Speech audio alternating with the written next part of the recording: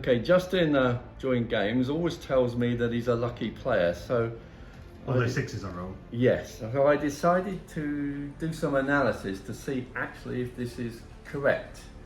So, because the way Justin films it, we film practically all the dice rolls, at least 95% of all dice rolls. So what I've done is I've gone through two of our games. The first one we played 3 months ago, which was double envelopment. That's why the two multiple rocket launchers.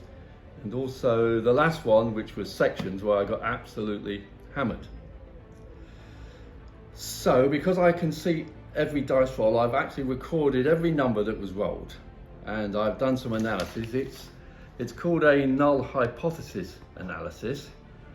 And what I'm trying to do is, first of all, check that the dice are okay.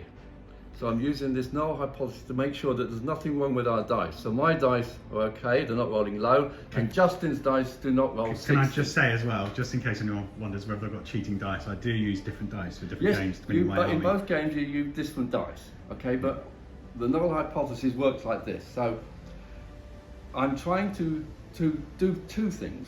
I'm trying to disprove, okay, that there is no significant difference between the mean of the dice that we throw and the expected mean. Now for a D6, the expected mean is 3.5.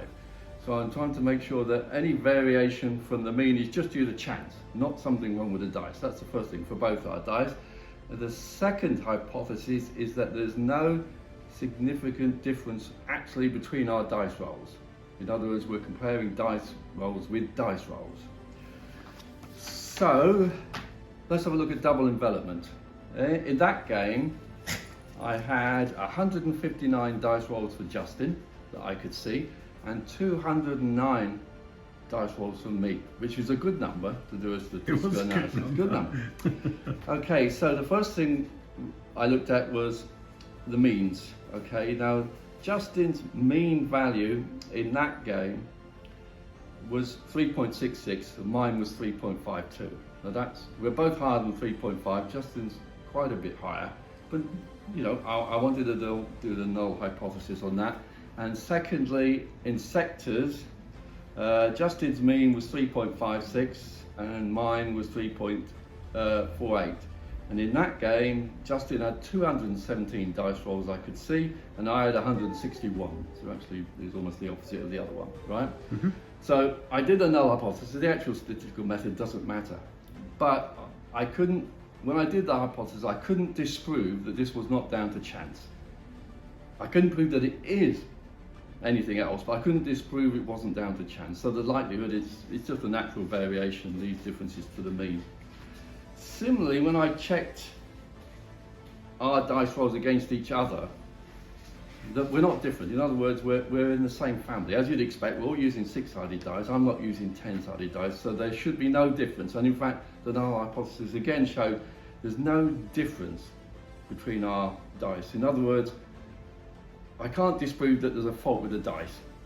I can't prove it either, but it appears there's nothing wrong with the dice. The implication is that if Justin was using my dice and I was using his, we'd get the same result. However, going on from that, in bolt action, the critical number to roll is a 6.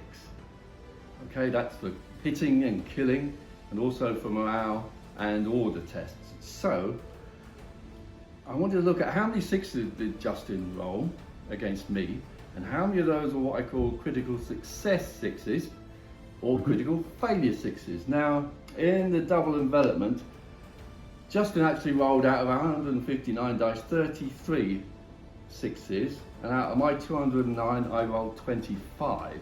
Now, the difference doesn't sound too much, but actually, compared to the expected dice, the number of 6s you'd get, Justin got 25% more than he should have done, and I got 25% less than I should have done, which is a difference of 50%. So does that prove that I'm a lucky player? No, I haven't finished yet. Now, in the sectors one, Justin had 47 6s to my 22, but he did have a lot more dice rolls, and of those, he had about 30% more 6s than was expected, and I had 10% less 6s than expected. So I'm always rolling less 6s and you're more. So 50% in the first time, 40% in the second time. But more importantly is the critical success sixes.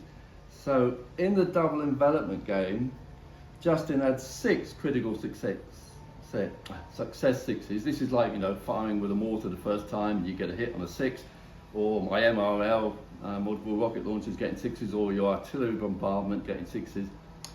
And he got 6 of those, and no real critical failures. He didn't really fail any critical morale test or order test.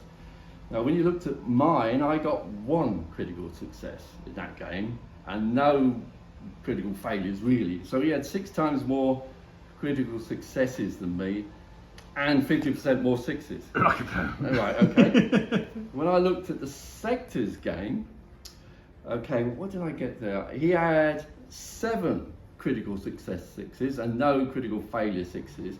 I had no critical success 6s, and in my opinion, I had 2 critical failure 6s on an order test and a morale test. So, either that's again 6 or 7 times my critical success 6s and no critical failures really. So, what can I say? The analysis proves the dice are okay.